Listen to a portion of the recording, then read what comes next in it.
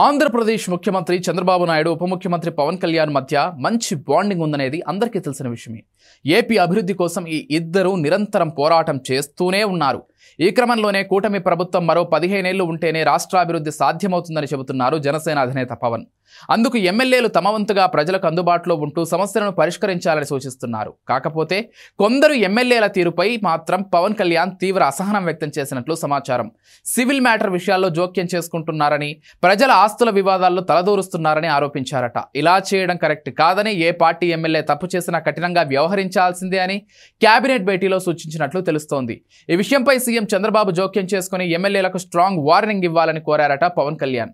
దీనిపై వెంటనే స్పందించిన ముఖ్యమంత్రి లైన్ క్రాస్ అయితే కఠిన చర్యలు తప్పవని హెచ్చరించారట. పవన్ ఫిర్యాదుతో స్పందించిన చంద్రబాబు ప్రజా ప్రతినిధులు ఎవరైనా గీత దాటితే ఇన్ఛార్జి మంత్రులు బాధ్యత తీసుకోవాలని సూచించారట. అలా కాదని వ్యవహరిస్తే మాత్రం ఎవరిని ఉపేక్షించేది లేదని హెచ్చరించారట. ఈ క్రమంలోనే కొందరు నేతల వల్ల ప్రజల్లో పార్టీకి చెడ్డ పేరు వచ్చే అవకాశం ఉందన్నారు. కూటమి ప్రభుత్వం పొలిటికల్ గవర్నెన్స్ ఉండాలని సూచిస్తోందని, కానీ క్షేత్రస్థాయిలో పరిస్థితి దీనికి భిన్నంగా ఉన్నట్లు తెలుస్తోందని పవన్ అన్నారట.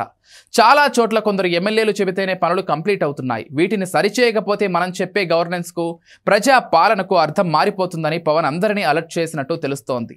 డిప్యూటీ సీఎం సూచనలపై స్పందించిన సీఎం చంద్రబాబు అలాంటి ఎమ్మెల్యేలు పద్ధతి మార్చుకోవాలని, లేకుంటే పరిణామాలు చాలా తీవ్రంగా ఉంటాయని హెచ్చరించారట.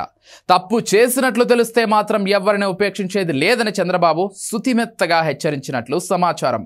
ఇకపోతే కొన్నాళ్లుగా జనసేన అధినేత పవన్ కళ్యాణ్ పాలనపై ఫుల్ ఫోకస్ పెట్టారు. ప్రజా సమస్యలే పరిష్కారంగా కూటమి సర్కారులో ఆయన దూకుడు పెంచారు. ప్రభుత్వంపై ఎక్కడా మచ్చపడకుండా చాలా జాగ్రత్తగా వ్యవహరిస్తున్నారు. అటు రాష్ట్ర అభివృద్ధి కోసం శాయశక్తులా కృషి చేస్తున్నారు.